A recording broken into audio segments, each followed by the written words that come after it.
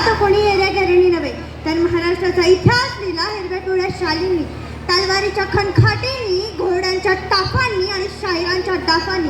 आणि महाराष्ट्राचा जो इतिहास घडवला जो छत्रपती शिवरायांनी, मुजरा त्या छत्रपती शिवरायाला, रयतेच्या राजाला, ज्याच्या भक्तीला तोड नाही, शौर्याला जोड नाही, जो अथांग आहे सागरा समान, ज्याचं छत्र म्हणजे आभाळा समान, तो त्या सूर्याची शान, मराठी मातीचा धगधगता अभिमान, काळीज आहे सह्याद्री, ज्याला शंभूंचा अभिमान, महाराष्ट्राच्या देवाऱ्यात ज्यांचं पहिलं स्थान, असे ते छत्रपती शिवाजी महाराज. अहो बंदुकीच्या जोरावर आणि हंटरच्या धाकावर, अहो बंदुकीच्या जोरावर आणि हंटरच्या धाकावर मी अनेक वाघांना माणसाप्रमाणे जगायला शिकवणारी माणसं बघितली, परंतु बंदुकीच्या जोराशिवाय आणि हंटरच्या धाकाशिवाय, परंतु बंदुकीच्या जोराशिवाय आणि हंटरच्या धाकाशिवाय इथल्याच माणसांना वाघाप्रमाणे जगायला शिकवणारा मी एकच वाघ बघितला, ते म्हणजे छत्रपती शिवाजी महाराज. आज आपण ज्या महाराष्ट्रात राहत आहोत तो महाराष्ट्र म्हणजे काय? तो महाराष्ट्र म्हणजे शिवरायांच्या विचारांचा, जिजाऊंच्या संस्कारांचा आणि शंभूच्या पराक्रमाचा साक्षीदार म्हणजे माझा महाराष्ट्र. कष्टकरी शेतकऱ्यांचा, दीनदलितांचा आणि 105 हुतात्म्यांच्या बलिदानाचा आणि त्या दिल्लीच्या तख्ताला घाप होणाऱ्या जिगरबाज माझ्या मर्दमावळ्यांचा हा महाराष्ट्र, जिगरबाज माझ्या मर्दमावळ्यांचा हा महाराष्ट्र. आणि याच महाराष्ट्राच्या मातीत 19 फेब्रुवारी 1630 रोजी एका रत्नाचा जन्म झाला, ते म्हणजे छत्रपती शिवाजी महाराज. छत्रपती शिवाजी महाराजांनी त्यांच्या आयुष्यामध्ये माणसं जपली आणि वस्तू वापरल्या, परंतु आपण मात्र वस्तू जपतो आणि माणसं वापरतो. त्यांनी त्यांच्या दूरदृष्टिकोनातून त्यांच्या सुवर्णाक्षरांनी इतिहास लिहिला. त्यांच्या ऐकली प्रत्येक गोष्ट आपल्या मनात ठासून भरलेली आहे. आणि असाच एक प्रसंग मला तुम्हाला सांगावासा वाटतो. जेव्हा छत्रपती शिवाजी महाराज कर्नाटकाच्या मोहिमेवरून महाराष्ट्रात परत येत होते, तेव्हा तिथे बेलवाडी नावाचं एक गाव होतं. तिथे एक छोटासा किल्ला होता. मल्लमा देसाई नावाची ठाणेदारी तिथे राहत होते. दादाजींना वाटले जाता जाता हा गड घेऊन जावा, म्हणून दादाजींनी थोडं तितकं सैन्य गोळा केलं आणि ते मल्लमावर चाल करून गेले. परंतु मल्लमा ही जिद्दीची आणि चिकाटीची होती. तिने त्या सैन्यांवर प्रहार केला आणि तिथे मावळ्यांचा पराभव झाला. दादाजींना वाटले एका बाईच्या हातून पराभव होणे शक्य नाही, म्हणून दादाजींनी अजून सैन्य गोळा केले आणि ते मल्लमावर तुटून पडले. परंतु आता मात्र मल्लमाचा पराभव झाला. दादाजींनी ठरवलं मल्लमाला कैद करायचं आणि छत्रपती शिवाजी महाराजांपुढे उभे करायचं.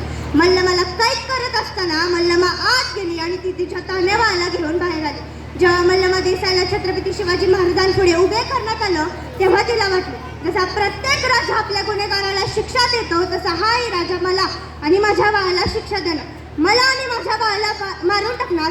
तेव्हा ती छत्रपती शिवाजी महाराजांपुढे गेली आणि नतमस्तक झाली आणि म्हणाली, राजा मी तुमचे गुन्हेगार आहे. राजा जी काही शिक्षा द्यायची ती मला द्या, पण यात माझ्या तान्या बाळाचा काहीही दोष नाही.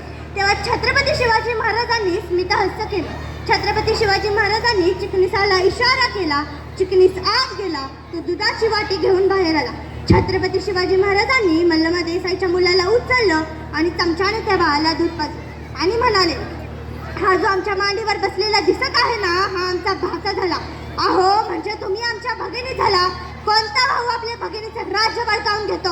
अहो दादाजी, बहिणीचं राज्य घ्यायचं नसतं तर बहिणीला राज्य द्यायचं असतं. त्या काळातही माझ्या शिवरायानं मल्लमा देसाईला तिचं राज्य परत तर केलं.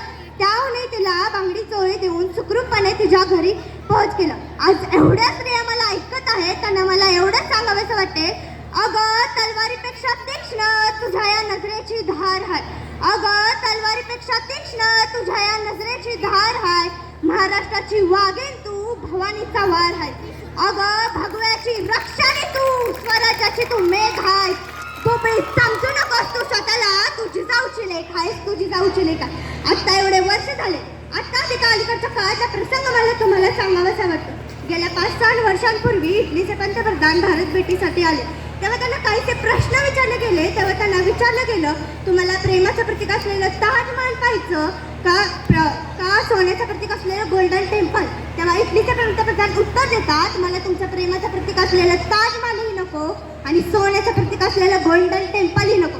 ज्या देशात माझ्या राजाचा इतिहास शिकवला जातो ना, त्या राजाचा रायगड मला पाहिजे आहे. मग सगळे त्यांना रायगड बघायला घेऊन जातात. यावरून नक्की म्हणावंसं वाटते, जगाच्या पाठीवर तुम्ही कोठेही गेलात आणि जर तुम्हाला कोणी विचारलं की तुम्ही कुठून आला आहात तर अभिमानाने सांगा की ज्याने मरणालाही लाजवलं आणि आलेल्या मरणाला देखील जगायला शिकवलं असे छत्रपती शिवाजी महाराज आणि छत्रपती संभाजी महाराज यांच्या भूमीतून आलो आहोत.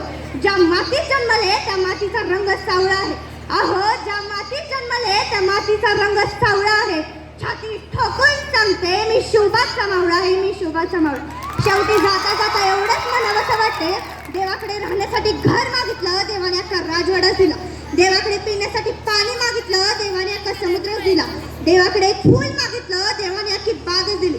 परंतु देवाकडेच देव मागितला तर देवाने एक नाही तर दोन दोन देव आपल्या